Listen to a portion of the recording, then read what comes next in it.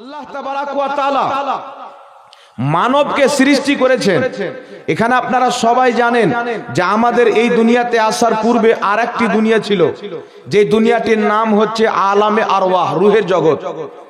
রূহের জগতে আমরা যখন ছিলাম তো আল্লাহ তাবারাক ওয়া তাআলা রূহের জগতে আমাদের সকলের আত্মাকে একত্রিত করেছে।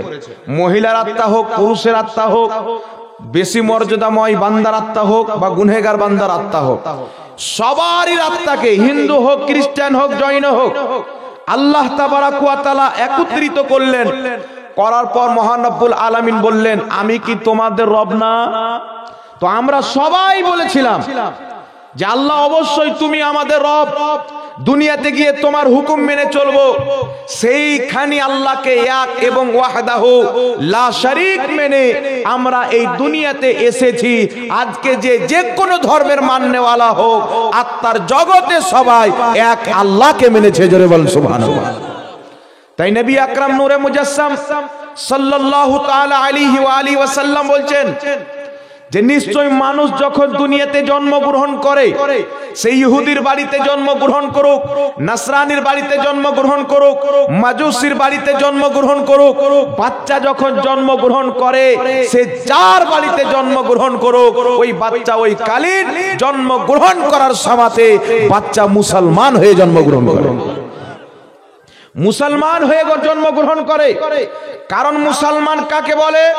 যেই ব্যক্তি আল্লাহর তাওহীদ, রাসূলুল্লাহর রিসালাতকে বিশ্বাস করবে কঠোরভাবে, তাকে মুসলমান বলা হয়। তো আত্মার জগতে আল্লাহর তাওহীদকে মেনে নেওয়ার কারণে, আল্লাহর একত্ববাদীকে মেনে নেওয়ার কারণে, আল্লাহর ওয়াহিদ হওয়াকে বিশ্বাস করে নেওয়ার কারণে সারা পৃথিবীর মানুষ দুনিয়াতে যারা জন্মগ্রহণ করেছে, কিয়ামত পর্যন্ত জন্মগ্রহণ করবে।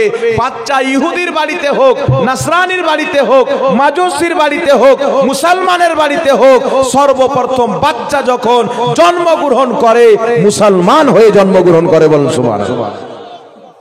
তাহলে কি ব্যাপার যে সবাই মুসলমান হয়ে জন্মগ্রহণ করে, কিন্তু নাসরানির বাড়িতে যদি বাচ্চা হয় দেখা যায় সে নাসরানি হয়ে যায়। ইহুদির বাড়িতে জন্মগ্রহণ করলে আমরা দেখতে পাই ইহুদি হয়ে যায়। হিন্দুর বাড়িতে জন্মগ্রহণ করলে আমরা দেখতে পাই হিন্দু হয়ে যায়। কারণটি কি? তো রাসূল পাক সাল্লাল্লাহু আলাইহি সাল্লাম বলছেন যে পিতা মাতার কালচারে, তাকে নিজের কালচার দিয়ে, পিতা মাতার কাছ থেকে ক্যারেক্টার নিয়ে, ব্যবহার নিয়ে, ধর্ম শিখে ওই বাচ্চা আস্তে আস্তে মা বাবা হিন্দু, তো মা বাপ নিজের কালচার দিয়ে তাকে হিন্দু বানিয়ে দেয়। মা বাবা নাসারা, তো পিতা মাতা কালচার দিয়ে তাকে নাসরানি বানিয়ে দেয়। পিতা মাতা ইহুদি, তো নিজের কালচারকে দিয়ে ইহুদি বানিয়ে দেয়। কিন্তু সত্য কথা এটাই, আল্লাহ পাকের দ্বীনের কথা এটাই, রাসূলুল্লাহর কথা এটাই, যে বাচ্চা যখন জন্মগ্রহণ করে বাচ্চা মুসলমান হয়ে জন্মগ্রহণ করে। জোরে বলে। তাহলে আজকে আমাদের ভারতবর্ষের মাটিতে এখন পর্যন্ত আপনি দিল্লি গেটে চলে যান, শহীদগণের নাম লেখা আছে, সবচাইতে বেশি মুসলমানের নাম পাবেন। কত দাড়িওয়ালা, কত টুপিওয়ালা এই ভারতের জন্য শাহাদতের জাম পান করেছেন। আজকে যেই দাড়িকে দেখে আতঙ্কবাদ বলা হয়, যেই টুপিকে দেখে আতঙ্কবাদ বলা হয়, খোদার কসম খেয়ে বলি, যদি এই দাড়ির টুপিওয়ালা মাওলানারা যদি ইংরেজদের সাথে যুদ্ধর ঘোষণা না করতেন, ফতোয়া না দিতেন, এই ভারতবর্ষ কোনোদিন আজাদ হতো না। বলেন সুবহানাল্লাহ। এই দাড়ি টুপিওয়ালা ভারতকে আজাদ করেছেন। তাই সব চাইতে বেশি এই ভারতের জন্য যারা রক্ত দিয়েছেন তাদের কি মুসলমান বলা হয়? জোরে বলেন সুবহানাল্লাহ। তাই মুসলমানদের এই ভারতের প্রতি অবদান কত শুনেন।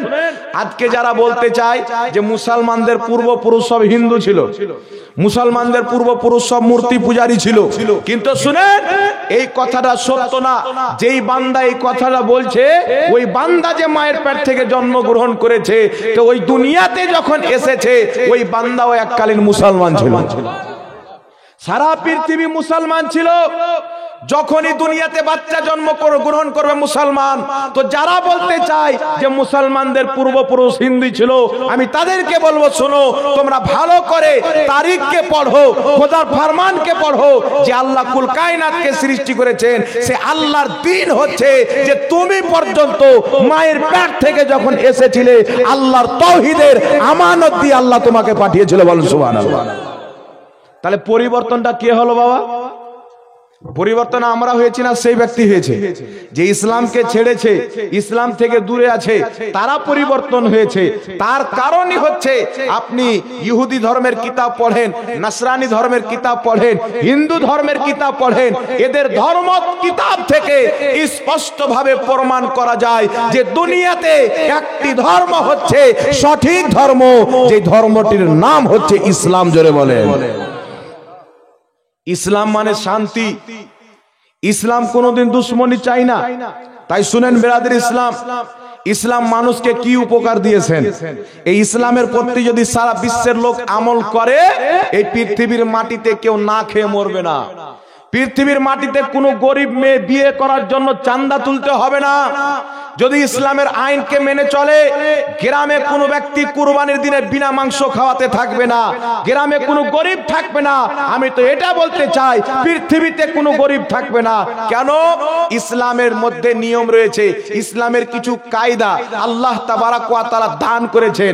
মহান রব্বুল আলামিনের প্রিয় হাবিব সাল্লাল্লাহু আলাইহি ওয়াসাল্লাম বলছেন, বুনিয়াল ইসলাম আলা খামসিন, ইসলামের ভিত হচ্ছে পাঁচটি জিনিসের উপরে। লা ইলাহা ইল্লাল্লাহ মুহাম্মাদুর রাসূলুল্লাহ সাল্লাল্লাহু আলাইহি ওয়াসাল্লাম। একটি হচ্ছে তুমি আল্লাহকে এক বিশ্বাস করবে, দ্বিতীয়টি হচ্ছে তুমি রাসূলকে আল্লাহর নবী বলে বিশ্বাস করবে, আল্লাহর রাসূল বলে বিশ্বাস করবে। এই দুটো মিলিয়ে একটা জিনিস। আর দ্বিতীয় নম্বরে হচ্ছে ইকামিস সালাত, তুমি নামাজ কায়েম করবে। তৃতীয় নম্বরে হচ্ছে ইতাইজ যাকাত, তুমি যাকাত দিবে। জোরে বলেন। কি দিবে? যাকাত দিবে। তো ইসলামের যে ভিত আছে, ইসলামের যে নিয়ম আছে, এই ইসলামের নিয়মকে পৃথিবীর মানুষ যদি মানতে পারে, এই পৃথিবীতে গরিব বলতে কোনো জিনিস থাকবে না। জি, একটা আমি আপনাদের সম্মুখে, এটা যুক্তি না, কোরআন হাদিস অনুযায়ী একটা কথা আপনাদেরকে বলছি, বাচ্চা বাচ্চা পর্যন্ত বুঝে নিবে যে ইসলাম কত সুন্দর জিনিস আমাদেরকে দিয়েছে। আমরা না লওয়ার কারণে পিছিয়ে গেছি, ইসলামকে না বুঝার কারণে মুসলমান পিছিয়ে গেছে। আজকে ইসলামকে মুসলমান ভালো করে বুঝতে পারেনি, আজকে ইসলামের দেওয়া জিনিসগুলি মুসলমান ভালোভাবে নিতে পারেনি। আজকে মুসলমান যদি ইসলামকে বুঝে থাকতো, ইসলামে আল্লাহ তাবারাক ওয়া তাআলা কিছু খাস, কিছু গুরুত্বপূর্ণ মেসেজ দিয়েছেন, ওই মেসেজগুলিকে যদি মুসলমানরা বুঝতে পারতো, মেনে নিতে পারতো এবং তার প্রতি আমল করত, আজ পৃথিবীর মাটিতে সব চাইতে বেশি শিক্ষিত মুসলমান হতো, সব চাইতে বেশি ধনী মুসলমান হতো। বলুন সুবহানাল্লাহ। কি করে হতো শুনেন। আল্লাহ তাবারাক ওয়া তাআলা বলছেন যে কালেমার পরে, ঈমানের পরে আল্লাহকে এক মানা, মাবুদ মানা, রাসূলে পাককে আল্লাহ রাসূল মানার পরে সাল্লাল্লাহু আলাইহি সাল্লাম সর্বপ্রথম ফরজ হচ্ছে ইকামিস সালাত, নামাজ কায়েম করা। একটু জোরে বলবেন না সুবহানাল্লাহ। আচ্ছা বলেন তো, আপনার নামাজের প্রয়োজন আল্লাহকে আছে? আপনি যদি নামাজ না পড়েন তো আল্লাহর কোনো প্রবলেম আছে? আল্লাহর কোনো ক্ষতি হবে? কিন্তু আল্লাহ আমাদেরকে নামাজ পড়তে বলেছেন কেন জানেন? আল্লাহ তাবারাক ওয়া তাআলা বলছেন ইকামিস সালাত, তোমরা নামাজ কায়েম করো। আমাদেরকে পড়তে বলেছেন কেন? এই নামাজের পুরো মতলব আল্লাহ তাবারাক ওয়া তাআলা একটি শব্দের মাধ্যমে দিয়েছেন, যে মুয়াজ্জিন যখন মসজিদ থেকে ডাক দিয়ে বলে হাইয়া আলাল ফালাহ, কি বলে? হাইয়া আলাল ফালাহ, তোমরা কামিয়াবির দিকে এসো, কামিয়াবি, সফলতার দিকে এসো। কেন? আল্লাহ তাবারাক ওয়া তাআলা মেসেজ দিয়েছেন ইন্নাস সালাতা তানহা আনিল ফাহশাই ওয়াল মুনকার, নিশ্চয় নামাজ, নিশ্চয় সালাত, এই সালাত মানুষকে বেহায়াই থেকে হেফাজত করবে, নোংরা কর্ম থেকে বাঁচাবে। জোরে বলুন সুবহানাল্লাহ। তো আজকে আমাদের যুবকের মধ্যে, আজকে আমাদের সমাজের মধ্যে, আজকে আমাদের গ্রামের মধ্যে, আজকে আমাদের এলাকার মধ্যে এমন কোন কর্ম আছে যেটা অমুসলিমের এলাকাতে হয় আর মুসলমানের এলাকাতে হয় না? আজকে অমুসলিমের এলাকাতে শরাব পান করা হয়, কিন্তু দুঃখিত আমাদের মুসলিম সমাজে শরাব পান করা হয়। আজকে অমুসলিমদের এলাকাতে বিনা বিবাহতে যুবক যুবতী একা কথাবার্তা বলে, আজকে আমাদের সমাজে সেটা পরিচালিত হয়েছে। আজকে তাদের সমাজে যা পাওয়া যায়, আমাদের সমাজে তা পাওয়া যায়। তারা জন্ম নিল, তাদের ধর্মে কি আছে না আছে আল্লাহ জানে। আমি কোন ধর্মকে খারাপ বলছি না, কারণ আমার আল্লাহ বলেছেন লাকুম দীনুকুম ওয়ালিয়া দিন, তোমরা তোমাদের দিন পালন করো, আমরা আমাদের দিন পালন করব, কোনো ঝামেলা না। জোরে বলেন না সুবহানাল্লাহ। এই মেসেজ ইসলাম ছাড়া কেউ দিয়েছে? ইসলাম ছাড়া কেউ দেয়নি। কারণ ইসলামের পয়গাম্বর হচ্ছে রাহমাতুল লিল আলামিন। আল্লাহ যখন নবীকে পাঠালেন তো রব্বুল আলামিন বলছেন আমি আমার নবীকে কি বানিয়ে পাঠিয়েছি? আল্লাহ বলছে রহমত বানিয়ে পাঠিয়েছি। কার জন্য? আল্লাহ বলছেন শুনো, শুধু মুসলমানের জন্য না, ওয়ামা আরসালনাকা ইল্লা রাহমাতাল লিল আলামিন, আমি সারা কুল কায়নাতের জন্য পাঠিয়েছি। বল সুবহানাল্লাহ, সবার জন্য। তাই বিরাদর ইসলাম শুনেন, আজকে অমুসলিমদের এলাকায় যা হয় আমাদের হয় কি হয় না?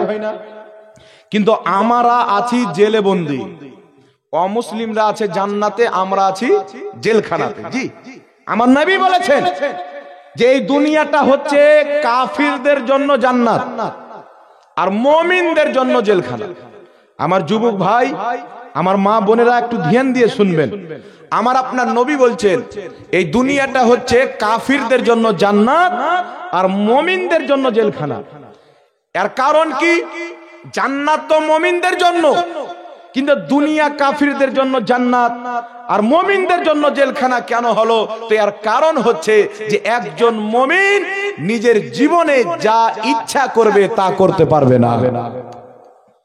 আপনি নিজেকে মুসলমান বানালেন, আপনি যখন ইসলামকে মানলেন, ইসলাম মাননেওয়ালার প্রতি জরুরি আছে যে সে আল্লাহর কালামের বিধানকে মেনে চলবে, রাসূলুল্লাহর হাদিসকে মেনে চলবে। কারণ আমার আপনার আল্লাহ বলেছেন কোরআন পাকে, মাই ইউতিইর রাসূলা ফাকাদ আতা আল্লাহ। জোরে বলে যে আমার নবীর ইতাআত করলো সে আমি আল্লাহর ইতাআত করে নিল। আল্লাহ পাক বলছেন ইয়া আইয়ুহাল্লাযীনা আমানু আতিউল্লাহ ওয়া আতিউর রাসূল, আমি আল্লাহর হুকুম মানো, রাসূলের হুকুম মানো। কারা? ইয়া আইয়ুহাল্লাযীনা আমানু, যারা ঈমান এনেছো। জোরে বল সুবহানাল্লাহ। তাহলে আমরা যখন মুসলমান হলাম, ইসলাম ধর্ম কবুল করলাম, আমরা মুসলমান। মুসলমান যদি আপনি হন, আপনাকে কুরআন এবং হাদিসের বাইরে এক ডাক বাড়ানো আপনার চলবে না। আপনি কোরআন এবং হাদিসের দায়রাতে বন্দী আছেন। কোরআন ও সুন্নাহর মাঝখানে, কোরআন ও সুন্নাহর নিয়মের মধ্যে আপনি বন্দিশ হয়ে গেলেন। যদি আপনি মুসলমান হন, আপনার কর্ম হবে কোরআন সুন্নাহ মোতাবিক, আপনার বিবাহ হবে কোরআন সুন্নাহ মোতাবিক, আপনার আমল হবে কোরআন সুন্নাহ মোতাবিক, আপনার চলাফেরা হবে কোরআন সুন্নাহ মোতাবিক, আপনার উঠা বসা হবে কোরআন সুন্নাহ মোতাবিক, আপনার লেবাস হবে কোরআন সুন্নাহ মোতাবিক, পিতামাতার খিদমত হবে কোরআন সুন্নাহ মোতাবিক, স্বামী স্ত্রীর ভালোবাসা হবে কোরআন সুন্নাহ মোতাবিক, আওলাদের পরওয়ারিশ হবে কোরআন সুন্নাহ মোতাবিক, মৃত্যুর পরে তার কর্ম করা হবে কুরআন সুন্নাহ মোতাবেক। আপনি প্রত্যেকটা জিনিস কুরআন ও হাদিসের দায়রাতে আপনি বন্দী হয়ে গেলেন, যদি আপনি ঈমানদার থাকেন। বলেন সুবহানাল্লাহ। এটা কি বুঝতে পারলেন? আমরা আছি কুরআন এবং হাদিসের আইনে বন্দী। আমার অন্তর খুব চাচ্ছে এই দোকানটাতে শরাব পাওয়া যায়, আমি পান করব, কিন্তু আমি কুরআন হাদিসে বন্দী আছি। আল্লাহ রাসূলের তৈরি করা নূরানি জেল। আরে আজকে যারা এই জেলের মধ্যে বন্দী থাকতে পারবে, আল্লাহর কসম খেয়ে বলি, মরে যাওয়ার পরে তার কবরকে আল্লাহ জান্নাতের বাগান বানিয়ে দেবে। তাই আল্লাহ বলছেন শুনো ঈমানদার, দুনিয়াতে তোমরা আমার রাসূলের তৈরি করা জেলে বন্দী থাকো, আর যদি থাকতে পারো, আল্লাহ বলছেন ওয়াল্লাযীনা আমানু ওয়া আমিলুস সলিহাতি ফি রাউদাতিল জান্নাহ। আল্লাহ বলছেন যারা ঈমান এনে ভালো আমল করে দুনিয়া থেকে যাবে, তারা জান্নাতের বাগানে থাকবে। জোরে বল সুবহানাল্লাহ। ফি রাউদাতিল জান্নাহ, জান্নাতের রওজাতে থাকবে, বাগানে থাকবে। তো আজকে যারা দুনিয়াতে নিজেকে কুরআন হাদিসের দায়রার মধ্যে রাখতে পারবে, আল্লাহ রাসূলের বিধানের মধ্যে অটল থাকতে পারবে, তাদের কবরও উজ্জ্বল হয়ে যাবে, তাদের আখিরাতও উজ্জ্বল হয়ে যাবে। জোরে বলেন সুবহানাল্লাহ। আমরা বন্দী হলাম কি হলাম না কুরআন হাদিসের আইনে? বন্দী না? এখানে একজন কেউ আছেন যে কুরআন হাদিসের আইন আমার জন্য না? কোন মুসলমান এই কথা বলতে পারবে? কেউ যদি বলে কোরআন হাদিসের আইনকে আমি মানি না, ও তো মুসলমানই থাকবে না। নাকি বলেন? কোরআন হাদিস মানতে আপনি বাধ্য যদি আপনার ঈমান থাকে। একটু লক্ষ্য করে শুনবেন। এখন আপনার ইচ্ছা করছে যে আমি এক বোতল শরাব পান করব, পান করতে পারবেন? জোরে বলেন পারবেন না। কেন? আল্লাহ শরাব হারাম করে দিয়েছেন। এখন কোন ব্যক্তির যদি ইচ্ছা করে নাউজুবিল্লাহ যে আমি মুর্দার মাংস খাবো, আল্লাহ হারাম করে দিয়েছেন, পারবেন না। এখন কোন ব্যক্তি যদি বলে যে আমি কোন মুশরিকের জবাই করা মুরগি খাবো, আল্লাহ তাবারাক ওয়া তাআলা কুরআন পাকে সেটাকেও হারাম করে দিয়েছেন। ওয়ামা উহিল্লা বিহি লিগাইরিল্লাহ, যে জিনিসটা আল্লাহ ব্যতীত অন্য কাউরির নামে জবাই করা হয়, আল্লাহ বলছে ওটা তোমাদের জন্য আমি হারাম করে দিয়েছি। সুবহানাল্লাহ বলে। জি, আপনার ইচ্ছা করছে যে আমি জিন্স প্যান্ট পরে খালি গায়ে চলাফেরা করব, কত রকমের আপনার স্টাইল আছে। আপনার ইচ্ছা করছে ফজরের আজান হয়েছে আমি বিছানায় ঘুমিয়ে থাকবো, আপনার ইচ্ছা করছে জোহরের আজান হয়েছে আমি মাঠে ব্যস্ত থেকে যাব, আসরের আজান হয়েছে খাওয়া দাওয়ার পরে চিৎপাটাং হয়ে নামাজটা কাটিয়ে দেবো, নামাজ আদায় করব না। তো আপনি যদি মুসলমান হন, আপনি যদি আপনার খোদাকে, যিনি আপনাকে সৃষ্টি করেছেন, সেই মাবুদকে, সেই আল্লাহকে নিজের জান চাইতে বেশি, নিজের বাবা চাইতে বেশি, নিজের মা চাইতে বেশি, সন্তান সন্ততি চাইতে বেশি, দুনিয়া চাইতে বেশি আপনার রবকে যদি ভালোবাসেন, আপনি যেখানে থাকেন ফজরের আজান যদি হয় আপনাকে নামাজ পড়তে হবে। বলুন সুবহানাল্লাহ। জোহরের আজান হয়, আপনার মাঠের কাজ বন্ধ করে এসে আপনাকে নামাজ পড়তে হবে। আসরের টাইম হয়েছে, আপনার সব কর্ম বন্ধ করে আল্লাহর ডাকে আপনাকে সাড়া দিতে হবে। যদি আপনি মুসলমান হয়, আপনার ইচ্ছাতে চলতে পারবেন না, আপনাকে আল্লাহর ইচ্ছাতে চলতে হবে। জোরে বলুন সুবহানাল্লাহ। কিন্তু একজন অমুসলিমের ইচ্ছা করছে আমি শরাব পান করব, ওকে বাধা দেনেওয়ালা কেউ আছে? বাপ বেটা মিলে পান করে না? কোন ফ্যামিলি আছে স্ত্রী, বেটি, বৌমা, বেটা সবাই মিলে দারু পান করে। কোন ফ্যামিলির লোক আছে তাদের মধ্যে অবৈধ কর্ম আরো বিভিন্ন রকম জিনিস আছে যেগুলো আমাদের ইসলাম সাপোর্ট করে না, অ্যাকসেপ্ট করে না। সেইগুলো জিনিস তাদের মধ্যে হচ্ছে, বাধা দেনেওয়ালা কেউ নাই, কারণ তারা আল্লাহ রসুলের দ্বীনের মধ্যে বন্দিশ হয়নি। আল্লাহ রসুলের দ্বীন কুরআন ও সুন্নাহর আইনের মধ্যে আসেনি। কারণ একজন বান্দা যদি 40 বছর অমুসলিম থাকে, সেই বান্দা যদি 40 বছর পর্যন্ত অমুসলিম আছে, 40 বছর পরে আল্লাহ হেদায়েত দিল, সে কলমা পাঠ করে মুসলমান হলো, তো 40 বছরের নামাজ তাকে ঘুরাইতে হবে না। কেন? তার কাজ ঈমান ছিল না, তার উপরে নামাজ ফরজ ছিল না। বুঝতে পারছেন কথা আমার? তাকে ওই নামাজগুলি পড়তে হবে না। যেই দিন সে কলমা পাঠ করলো, সেই দিন কলমা পাঠ করার পরই সঙ্গে সঙ্গে তার প্রতি লাগু হয়ে গেল ইকামিস সালাত ইতাইজ যাকাত। জোরে বলুন সুবহানাল্লাহ। নামাজও লাগু হয়ে গেল, রোজাও লাগু হয়ে গেল, যাকাতও লাগু হয়ে গেল, হজও লাগু হয়ে গেল। যেটা যখন ফরজ হবে তাকে সেটা পালন করতে হবে। কিন্তু এখন কলমা পড়েনি, অমুসলিম আছে, ইসলামের কানুন তার প্রতি লাগু নাই। এখন অমুসলিম আছে, ইসলামের কানুন তার প্রতি লাগু নাই। কিন্তু আল্লাহু আকবার কবীরা, আল্লাহ আমাদের প্রতি কত মেহেরবানি করেছেন, আমাদেরকে কত চয়েস করেছেন, পছন্দ করেছেন, যে আল্লাহ তাবারাক ওয়া তাআলা আমাদেরকে পিতাও মুসলমান দিয়েছেন, মাতাও মুসলমান দিয়েছে। জোরে বলুন সুবহানাল্লাহ। আমরা মুসলমান হয়ে মুসলমানের বাড়িতে জন্মগ্রহণ করেছি, এটা আল্লাহর রহম না? আল্লাহ চাইলে ইহুদির বাড়ি পাঠাইতে পারতেন কিনা?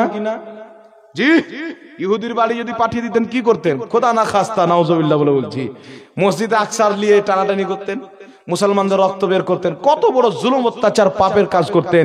আল্লাহ আমাদেরকে ইসলামের মধ্যে রেখে অত্যাচার থেকে হেফাজত করেছে। জোরে বলুন সুবহানাল্লাহ।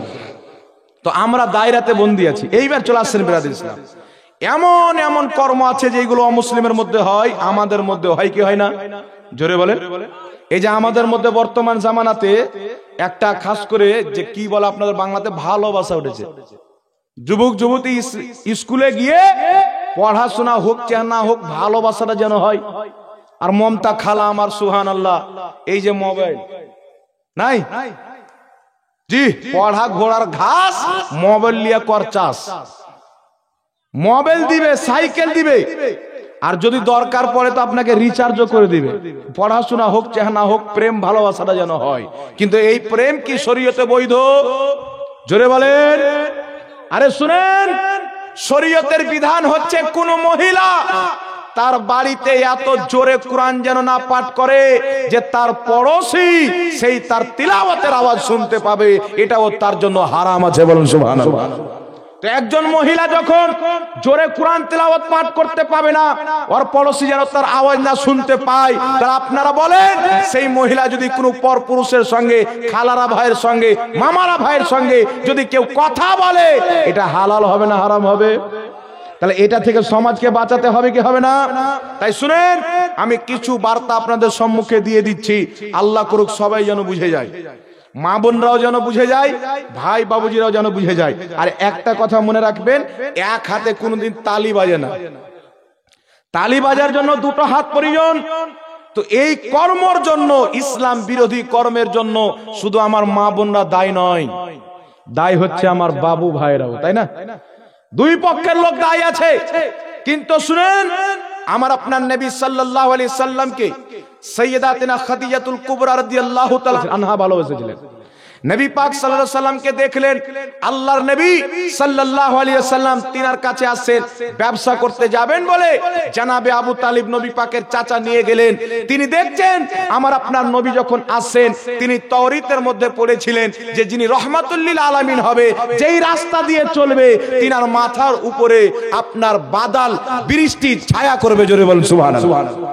রহমতের বৃষ্টি ছায়া করবেন। নবী পাক সাল্লাল্লাহু আলাইহি সাল্লাম যখন খাদিজাতুল কুবরার নিকটে আসেন, দেখছেন মাথার উপরে বৃষ্টি ছায়া করছেন। তিনি আলামত দেখে বুঝে নিলেন ইনি হচ্ছে রহমাতুল লিল আলামিন। নবী মুস্তাফার প্রেমে পড়ে গেলেন, কিন্তু একটাও কথা বলছেন না, বারবার বেহায়ার মতন নবী পাকের দিকে তাকাচ্ছেন না। মোহাব্বত হয়েছেন, অন্য মহিলাকে দিয়ে প্রস্তাব পাঠাচ্ছেন। কোথায়? জানাবে আবু তালিবের কাছে, যে খাদিজাতুল কুবরা আপনার ভাতিজাকে মুহাম্মদ রাসূলুল্লাহ সাল্লাল্লাহু আলাইহি ওয়াসাল্লামকে পছন্দ করেছেন, তাই তিনার ইচ্ছা যে তিনি নবী পাককে বিবাহ করবে। আপনারা কি বলতে চাচ্ছেন? জোরে বলেন। তো আপনি কোন মহিলাকে দেখলেন, বা কোন মহিলার কোন ছেলে, বা কোন ছেলের কোন মহিলা যদি চয়েস হয়, তার কর্ম যে বাপ মাকে সে বলবে। কি করবে? জোরে বলেন। বাপ মাকে বলবে। আরে একজন বাপ, একজন মা আপনার সব সমাতের সাথে একজন মহিলাকে বলবো, মা তোমার ছোট্টবেলা থেকে নিয়ে মায়ের কোল গর্ভ পর্যন্ত থেকে নিয়ে তোমার বড় হওয়া পর্যন্ত তোমার এমন কোন কাজ তোমার ব্যাপারে মা বাপ ধারণাও করেনি যেটাতে তোমার ক্ষতি হবে, তাই না? সে যখন কষ্ট পেয়েছে, মা কষ্ট পেয়েছে, বাবা কষ্ট পেয়েছে, মেয়ের বিয়ে দিতে হবে। এখন তো রেওয়াজ হয়ে গেছে, ভিক মাঙ্গা বেরিয়েছে, মানে মেয়ে জন্ম নিলে মোটরসাইকেল রেডি করতে হবে, মেয়ে জন্ম নিলে ওকে টাকা রেডি করতে হবে। মানে এখন যত লোক বাচ্চা জন্ম দিয়েছে ছেলে, এরা সবাই হয়ে গেছে ভিক মাঙ্গা। জি, কোটরা নিয়ে যে ভিক চায়, আর যে বেটার বিয়ে দিতে গিয়ে ভিক চায়, তার ওই কোটরা নিয়ে ভিক যে চায়, ওই ভিখারির চাইতে অনেক ভালো। এই যে ভিক চালু হয়েছে, এই ভিক আমার রাসূলুল্লাহ শরীয়তে হারাম করেছেন। বলেন সুবহানাল্লাহ। এই ভিক ইসলাম পছন্দ করে না। কিন্তু মুসলমানদের মধ্যে অমুসলিমের কালচার চলে এসেছে, মুসলমানের মধ্যে ইহুদির কালচার, মুসলমানের মধ্যে অমুসলিমের কালচার আসার কারণে মেয়ে যখন জন্ম নেয়, বাপের মাথায় টেনশন চেপে যায়, যদি রোজগার না থাকে বাড়ি ত্যাগ করে সৌদি আরবে গিয়ে 4 বছর 5 বছর কাটিয়েছে, মেয়ের বিয়ে দিতে হবে। ভালোভাবে মাংস খাবার ইচ্ছা করছে, খাই না। সপ্তাহে অন্য মানুষ 3 দিন 4 দিন মাংস খায়, এ বেচারা সপ্তাহে 1 দিন খাচ্ছে, অভি 2 পিস। কেন? একটু টাকা বাঁচবে, আমার মেয়ের বিবাহটা ভালো করে দেবো। এই ভিক মাঙ্গা যদি দুনিয়াতে না থাকতো, কোন বাপের মাথাতে মহিলা বলে কোনো চিন্তা থাকতো না। জোরে বলে। নবীর দিনকে যদি মেনে থাকতাম, সাহাবার দিনকে যদি আমরা মেনে থাকতাম, আমাদের কাউরির মাথায় চিন্তা চাপতো না। কেন জানেন? সাহাবায়ে কেরাম যখন বিবাহ করেছেন তো টাকা নেয়নি, বরং টাকা দিয়ে বিয়ে করেছেন। সুবহানাল্লাহ। টাকা দিয়ে বিয়ে করেছেন। তো এই কালচার তো আমাদের মধ্যে নাই। কেন? আমাদের মধ্যে দিনের দিন অমুসলিমদের কালচার ঢুকতেছে। কাদের? আর এই ঢুকার কারণ হচ্ছে কি? আমরা মুসলমান, আল্লাহ ইমানের পর সব চাইতে বড় ফরজ যেটি আমাদের উপরে করেছেন, ইকামিস সালাত, নামাজ কায়েম করো।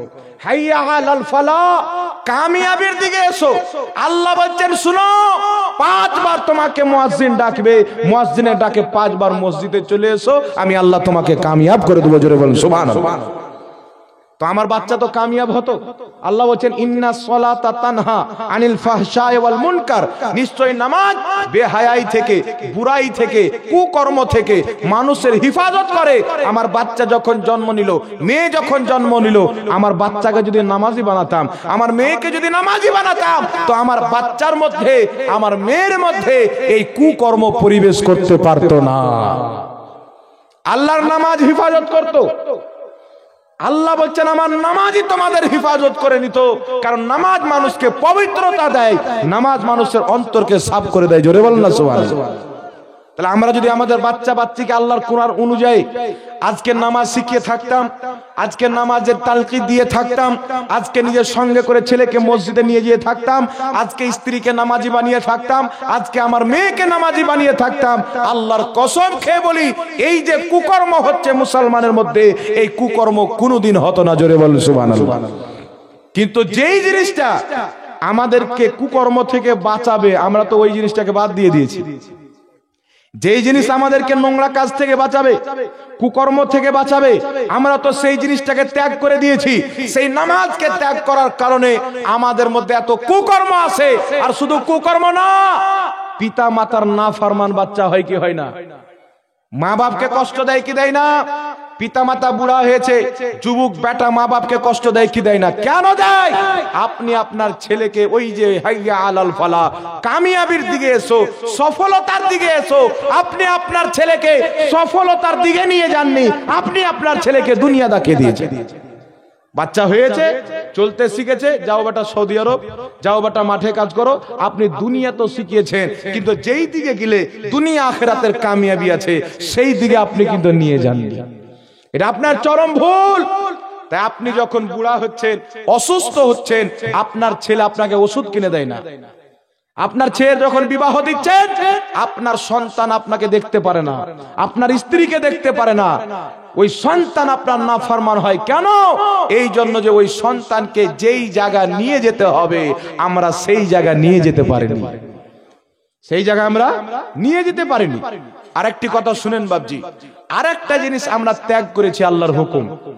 এই হুকুমটা ত্যাগ করার কারণে মুসলমান গরিব। আজকে দেখবেন অনেক জায়গাতে, আরে ভিক তো সব ধর্মের লোকই চাই, চাই না? কিন্তু মুসলমান যখন চাই তখন আমরা কষ্ট পাই না। কেন লাগে জানেন? রাসূল পাক বলছেন মুসলমান হচ্ছে একটা শরীর, মুসলমান একটা দেহ। সারা পৃথিবীর মধ্যে যেমন কিছুদিন পূর্বে, কয়েক বছর হয়ে গেল, মায়ানমারের মুসলমানদেরকে শহীদ করা হলো, আমরা কষ্ট পাইনি? জোরে বলেন। কেন পেলাম? ওর বাড়ি তো মায়ানমার, আমরা তো ভারতে, আমরা কেন কষ্ট পেলাম? এই জন্য যে আমার রাসূল বলেছেন মুসলমান হচ্ছে একটা দেহ। এই দেহের মধ্যে যদি একটা আঙুলকে কেটে দেন, পুরো দেহটা কষ্ট অনুভব করবে। দেহের একটা অঙ্গ প্রত্যঙ্গ কিন্তু শান্তিতে থাকবে না। আঘাত পায়ে হোক, আঘাত হাতে হোক, আঘাত ঠোঁটে হোক, আঘাত জিহ্বাতে হোক, আঘাত পেটের ভিতরে হোক, পুরা শরীরটা অশান্তি হয়ে যায়। তাই দুনিয়াতে যেখানে একজন মুসলমান কষ্ট পাবে, অপর মুসলমান যেখানে থাক তারা সেই কষ্টটা অনুভব করবে। এরই নাম হচ্ছে মুসলমান, এরই নাম হচ্ছে কুল্লু মুমিনিন ইখওয়া, প্রত্যেক মুমিন ভাই। আজকে আমরা ভাইচারা মুসলমানের মধ্যে নাই, তো হিন্দু মুসলমানে কি করব?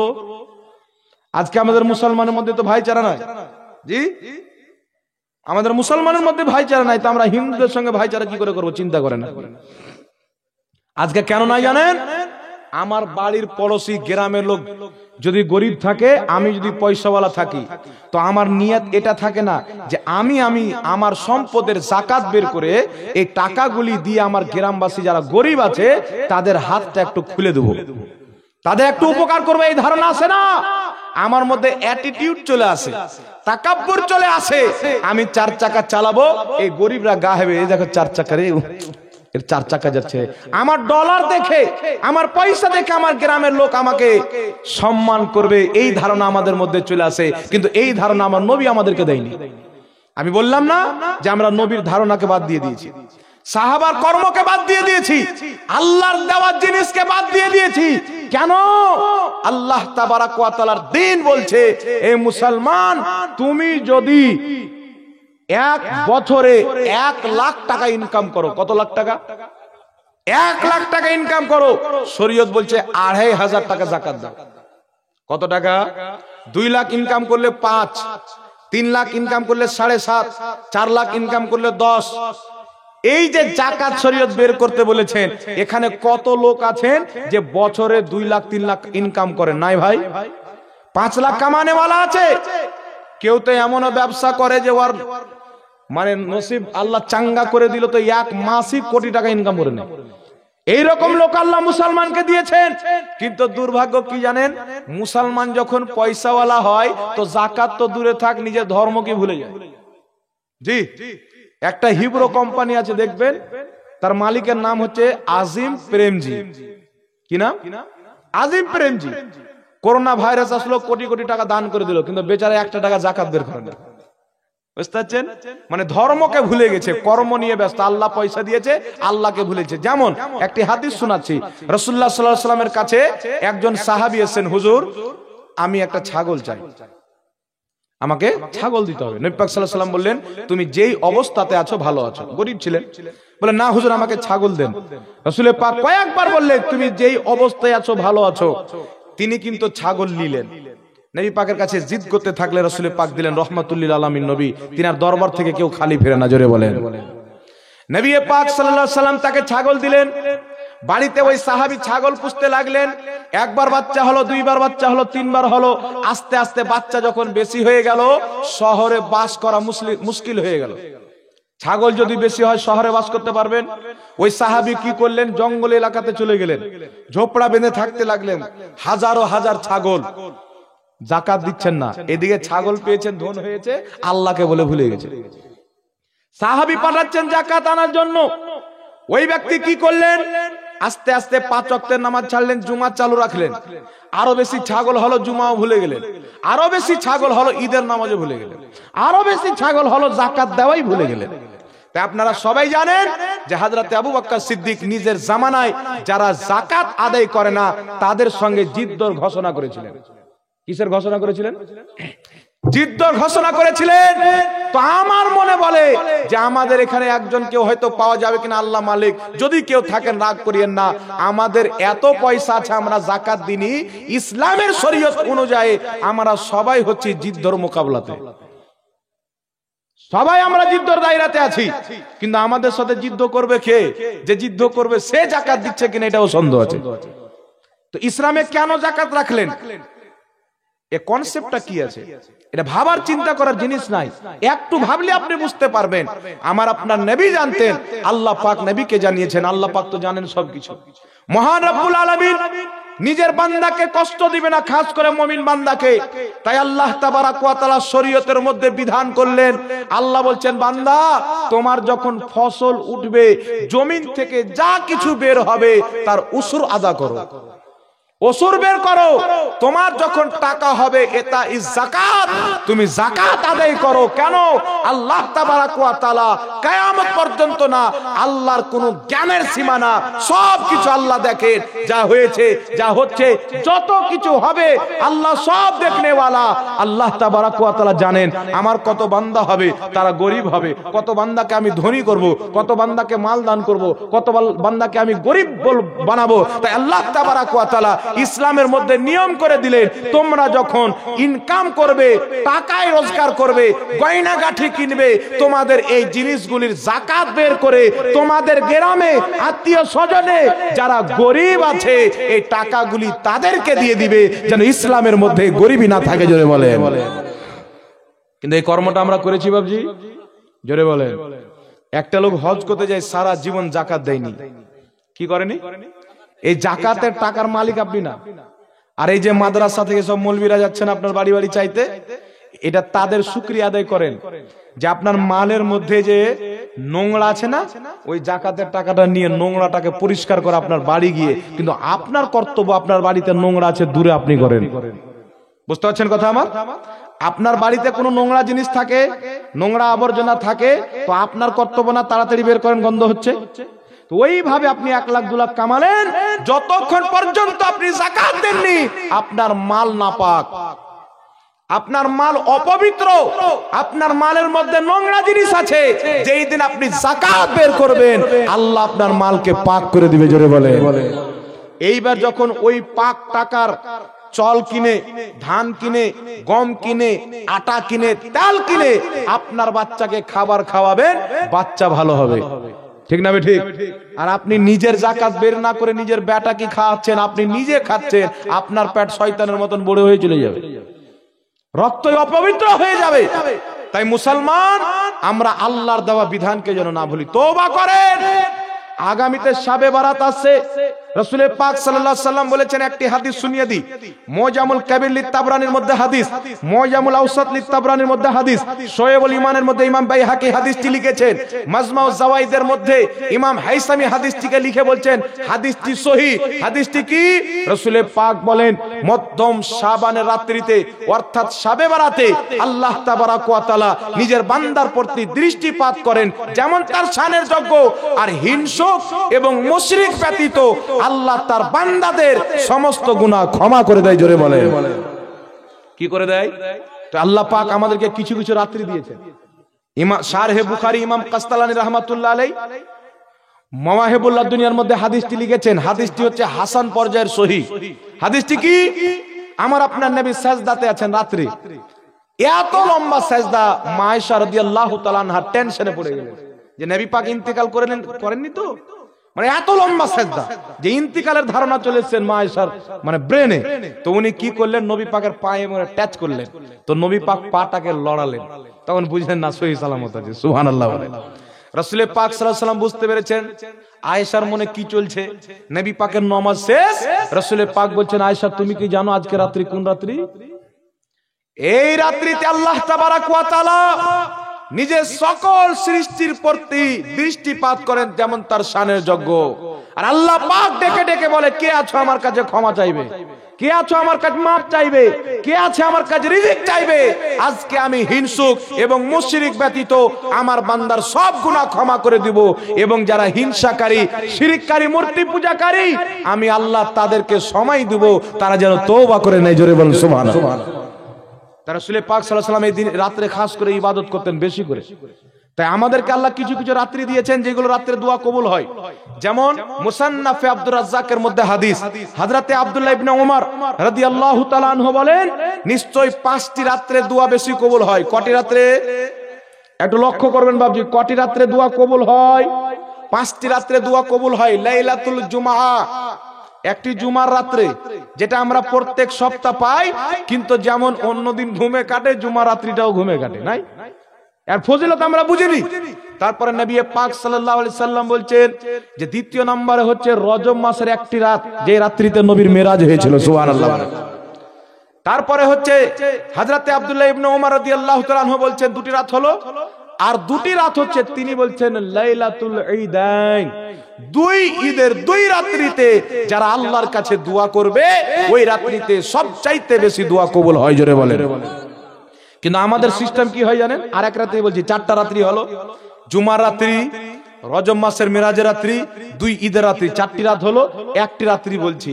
কিন্তু এই যে দুই ঈদের রাত্রি আমরা ইবাদত জুমার রাত্রিতেও করি না, আর এই যে মেরাজের রাত্রিতে কেউ কেউ করে, কেউ কেউ করে না। তারপরে আপনার দুই ঈদের রাত্রি, দুই ঈদের রাত্রিতে বেশিরভাগ এই মেহেন্দি লাগালাগিতে চলে যায়।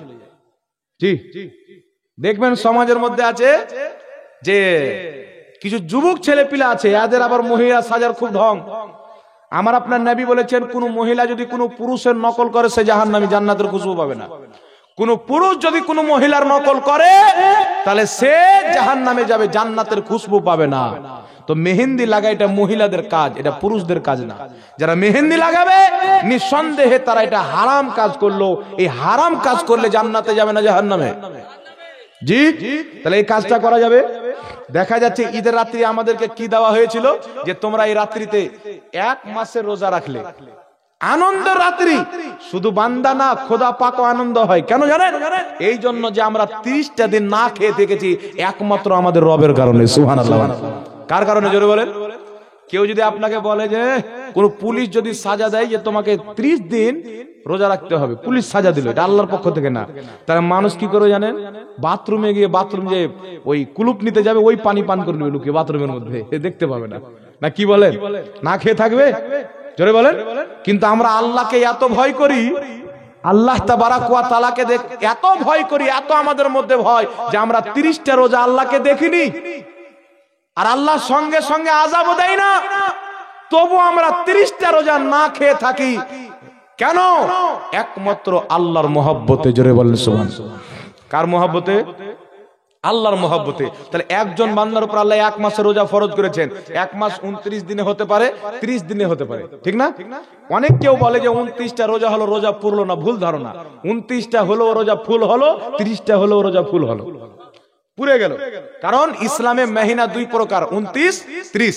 তো 29 হলো রোজা পুর হয়ে গেল, 30 হলো রোজা পুর হয়ে গেল। তো 1 মাস আল্লাহর মহব্বতে, আল্লাহর ভয়ে, রব তাবারাক ওয়া তাআলার ভয়কে, খৌফকে অন্তরের মধ্যে নিয়ে আমরা যে না খেয়ে থাকলাম, তো মহান রব্বুল আলামিন আমাদের জন্য একটি খুশির দিন দিলেন, যে দিনটাকে বলা হয় ঈদের দিন। জোরে হবে না? ঈদ মানে আনন্দ।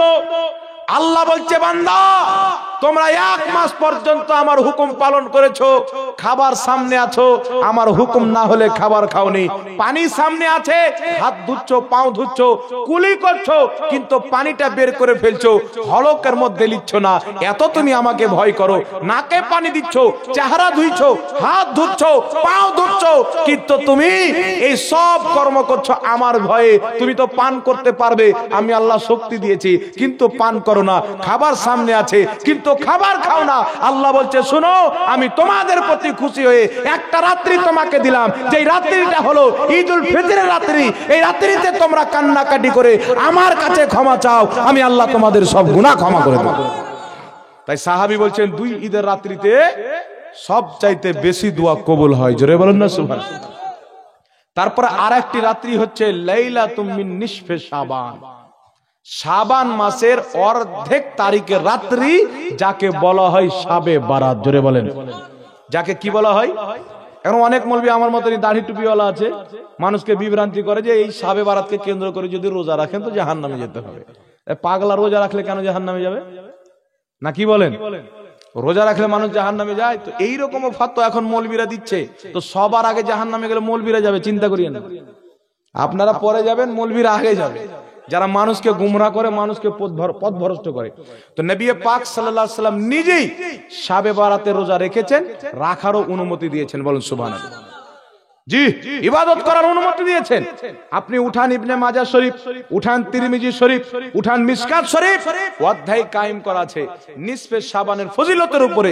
হাদিস এসেছে মিশকাত শরীফে, রাসূল পাক বলছেন, শাবে বারাতের দিনের বেলা যারা রোজা রাখবে, রাত্রি বেলা কিয়াম করবে, অর্থাৎ নামাজ পড়বে, আল্লাহ তাদের পূর্বের সমস্ত গুনাহ ক্ষমা করে দিবে। জোরে বলেন, আর একটু জোরে হবে না সুবহানাল্লাহ। তা এইগুলো যে রাত্রি আছে আমাদের নিকটে আছে, শাবে বারাতের রাত্রি, মেরাজের রাত্রি, লাইলাতুল কদরের রাত্রি, জুমার রাত্রি, ঈদের রাত্রি, এই সমস্ত রাত আল্লাহ দিয়েছেন কেন জানেন? এইগুলো রাত্রিতে আল্লাহ আমাদের গুনাহকে মাফ করবে। এইগুলো রাত্রিতে কি করবে? আল্লাহ আমাদের গুনাহকে মাফ করবে। মহান রব্বুল আলামিন আমাদেরকে কত ভালোবাসে। আল্লাহ বলছে, বান্দা আমি বলেছি গুনাহ থেকে বাঁচো, নেকির কাজ করো, ভালো আমল করো, কিন্তু আমি আল্লাহ তো জানি যে একটা হচ্ছে শয়তান, যে তোমাদেরকে গুনার কাজের দিকে নিয়ে যাবে, আর আল্লাহর নেক বান্দারা তোমাদেরকে ভালো কাজের দিকে নিয়ে যাবে। কিন্তু তোমরা তো মানুষ, দুর্বল মানুষ, তোমরা তো শয়তানের চক্রান্তে পড়বে। তাই আল্লাহ বলেছেন, শুনো, আমার কিছু এমন রাত্রি আছে, ওই রাত্রিতে কোনো বান্দা যদি একটা নেকি করে, আমি আল্লাহ হাজারো হাজার নেকি দান করব একটা নেকির বদলাতে। বল সুবহানাল্লাহ। যেমন লাইলাতুল কদর 1000 মাসের চাইতে উত্তম না? কথা বলেন, 1000 মাসের চাইতে উত্তম না? তাহলে এক অন্য দিনে যদি একটা নেকি করে 1 নেকি পাওয়া যায়, তাহলে লাইলাতুল কদরে হাজারো হাজার নেকি পাওয়া যাবে। ওর যত মর্যাদা তত বেশি নেকি পাওয়া যাবে। সুবহানাল্লাহ। শাবানের রাত্রিতে আল্লাহ ক্ষমা করে, যারা ইবাদত করে সাজদায় কান্নাকাটি করবে, মহান রব্বুল আলামিন তাদের গুনাহ মাফ করে দিবে। এটা আমার নবীর সহিহ হাদিস দ্বারা প্রমাণিত। পৃথিবী মিথ্যা হতে পারে, মুস্তাফার হাদিস মিথ্যা হবে না। জোরে বলুন সুবহানাল্লাহ। তাই সামনে শাবে বারাত আসছে, লাইলাতুল কদর আসবে, জুমার রাত্রি আসবে, আল্লাহর কাছে কান্না করেন। যেই বান্দা রাত্রি বেলা নিজের গুনাহের জন্য, কত গুনাহ করেছেন মনে করছেন? গুনাহকে ভাবছেন? এখন যদি মানুষকে বলেন, ভাই আল্লাহ বলেছেন নামাজ পড়ো, তো কিছু যুবক বলবে যে একটু বয়স হোক, আর যারা 40 বছর আছে ওরা ফের বলবে 50 বছর হোক, আর যারা 50 বছর আছে ওরা বললো 60 বছর পার হোক। কিছু বুড়া বাবজি আছে দেখবেন এখন পর্যন্ত দাড়ি কাটছে এমন ভাবে, মনে লাগে না যে আল্লাহকে ভয় করে। এই মরবে না মনে হয়? মরবে না? সবাইকে মরতে হবে না? কিছু বুড়া আছে ওর গাল টাল সব ধসে গেছে, এইভাবে ধরে বের করে দাড়ি কাটছে, মানে ওর গালও বলছে যে আর কাটিস না, কবরে চলে গেছিস। খালি আত্মা বের করার টাইম আছে, কবরে যেতে দেরি নাই। ওই বুড়া পর্যন্ত এমন ভাবে দাড়ি চাষে, সকালবেলা একবার কাটবে, তারপরে দিন আর একবার কাটবে, প্রত্যেকদিন দাড়িতে ব্লেড চলবে। নামাজ চললো কিনা জানে না, যেটা আল্লাহ ফরজ করেছেন, কিন্তু দাড়ি কাটা বাদ যাবে না। একটুক যদি বড় হয় নাপিতের দোকানে চলে গেল, এরকম লোক নাই? জি। তো এই দিন আমাদের, এই দিনটা আমাদের শরীয়ত কি কর্মকে পছন্দ করে? করে না বাবজি। তাই আমাদেরকে ভাবতে হবে, আমাদেরকে চিন্তা করতে হবে যে আল্লাহ আমাদেরকে কত ভালোবাসে। আপনি বলেন তো, আপনাকে রিজিক কে দেয়? কে দেয়? আল্লাহ দেয় না? এখানে মাস্টার সাহেব না, ডাক্তার সাহেব না, পুলিশ সাহেব? পুলিশ সাহেব, হ্যাঁ আমি ভুলে গেছিলাম, তো জিজ্ঞাসা করলাম। এখানে পুলিশ সাহেব আছেন, ওনার বাড়িতে কাজ হচ্ছে, ধরে আমি মিস্ত্রি বা আপনি মিস্ত্রি, ডাকছেন যে আমার বাড়িতে কাজ হবে, তো দুটো মিস্ত্রি ডাকলেন, মিস্ত্রি কিন্তু কাজ করলো না, গিয়ে টাকা দিবে? জি। কোন মৌলভী সাহেব, কোন পীর সাহেবের বাড়িতে গেলে দিবে না? কাজ করেন, টাকা কেন দেবো না? কি বলেন? টাকা দিবে? যতই ভালো লোক হোক, আপনি কাজ করেননি, আপনাকে টাকা দিবে না। আর শরীয়ত বলছে যে আপনি কাজ করেননি, আপনি টাকা পাওয়ার অধিকার রাখেন, এটা শরীয়তেরও ফয়সালা। কিন্তু আপনি চিন্তা করছেন যে আমরা আল্লাহর কত নাফরমানি করি। আল্লাহ পাক বলছেন, আল্লাহ তাবারাক ওয়া তাআলা কুরআন পাকের মধ্যে বলেছেন, আল্লাহ তাবারাক ওয়া তাআলা ফাসাল্লি লিরাব্বিকা ওয়ানহার। নামাজ কায়েমের কথাও আছে, কুরবানি দেওয়ার কথা আছে না নাই? জোরে বলেন। কুরবানি মানে শুধু গরু কেটে দিলাম ওটাই কুরবানি না, ওটা তো আছেই। বহুত কিছুর কুরবানি আছে, নিজের নফসের কুরবানি, নিজের খহিশের কুরবানি, নিজের ইলতিজার কুরবানি, নিজের চাহাতের কুরবানি। এই সমস্ত কুরবানি যারা দেয়, আল্লাহ বলছেন তখন আমি তাকে বেলায়াত দিয়ে নিজের ওলি বানিয়ে দিই। বলেন সুবহানাল্লাহ। আর যখন ওলি বানিয়ে দেয় তখন কি হয় জানেন? আলা ইন্না আউলিয়া আল্লাহি লা খাউফুন আলাইহিম ওয়ালা হুম ইয়াহজানুন। তখন তার কোনো ডর থাকে না, কোনো ভয় থাকে না। সুবহানাল্লাহ। জি। কিন্তু আমাদেরকে আল্লাহ কত ভালোবাসে। আপনার বাড়ি কাজ করতে গেলাম, করলাম না, আপনি টাকা দিবেন না। একবার থেকে দুইবার জোর করে যদি চাই তো চাপ্পল তুলবেন, এই কিসের টাকা দেবো রে বেটা, তোকে কাজ করার জন্য ডাকলাম, তুই কাজ করলি না, এখানে টাকা চাচ্ছিস মানে ভাগ এখান থেকে, চামড়া টেনে জড়ো করো। কত রকমের ভাষা করবেন, ঠিক না? করে কি করে না মানুষ? কিন্তু আপনি চিন্তা করেন, আল্লাহ তাবারাক ওয়া তাআলা আমাদের উপরে 5 ওয়াক্তের নামাজ ফরজ করেছেন, যাকাত ওয়াজিব ফরজ করেছেন, জরুরি করেছেন, সমর্থ থাকলে হজ জরুরি করেছেন, আপনার ওসুর ওয়াজিব করেছেন। কিন্তু আমরা না ওসুর দিই, না যাকাত দিই, ফজরের নামাজ চলছে, বিছানায় ঘুমিয়ে আছি। আচ্ছা বলেন তো, সকালবেলা আল্লাহ যদি বলে যে আমার বান্দা নামাজ পড়তে বলেছি, তুই পড়িসনি, তোকে খাবারই খেতে দেবো না, কোনো বাপ খাওয়াতে পারবে?